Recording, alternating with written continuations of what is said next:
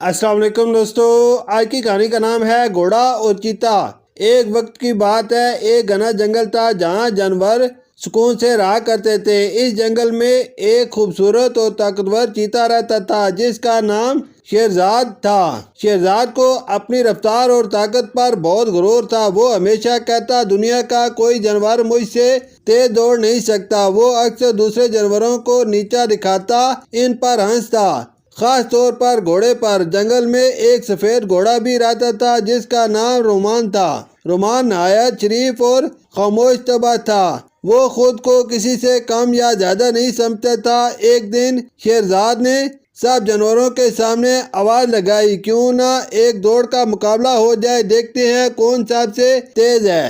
سب جانور خوشی سے تالیاں بجانے لگے۔ شیرزاد کی نظریں فوراً رومان پر پڑی اور وہ طنزیہ ہنسی کے ساتھ بولا، اور رومان، تم بھی آ رہے ہو یا پھر تمہاری ٹانگیں صرف ہل چلانے کے لیے بنی ہیں؟ رومان نے تمل سے جواب دیا، اگر دوڑ سے کسی کا دل خوش ہو تو میں ضرور دوڑوں گا۔ 2 دن بعد دوڑ کا دن مقرر ہوا۔ جنگل کے سارے جانور ایک بڑے میدان میں جمع ہوئے۔ لومڑی نے مقابلے کے قواعد سنائے۔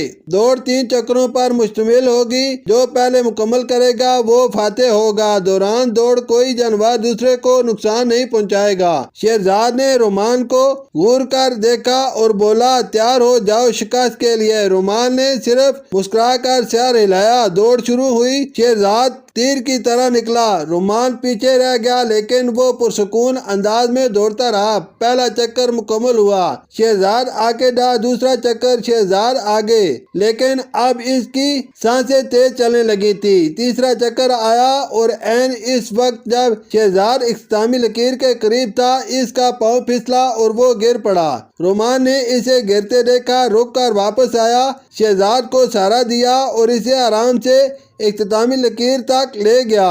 سب جانور حیران تھے۔ شیرزاد شرمندہ ہو گیا۔ لومڑی نے اعلان کیا، آج کی دوڑ کا فاتح رومان ہے، لیکن اصل جیت اس اخلاق کی ہے جو اس نے دکھایا۔ شیرزاد نے نظریں نیچی کر لی اور کہا، آج میں نے سیکھا کہ صرف رفتار ہی سب کچھ نہیں، بلکہ اخلاق، انکساری اور دوسروں کا خیال رکھنا سب سے بڑی خوبی ہے۔ رومان نے مسکرا کر کہا، ہم سب اپنی جگہ خاص ہوتے ہیں۔ کسی کی طاقت اسے دوسروں سے بہتر نہیں بناتی، بلکہ اس کے رویے سے اصل قدر ناپی جاتی ہے۔ شیرزاد اور رومان اچھے دوست بن گئے۔ اب شیرزاد دوسروں کا مذاق نہیں اڑاتا تھا، بلکہ ان کی مدد کرتا، خاص طور پر کمزور جانوروں کی۔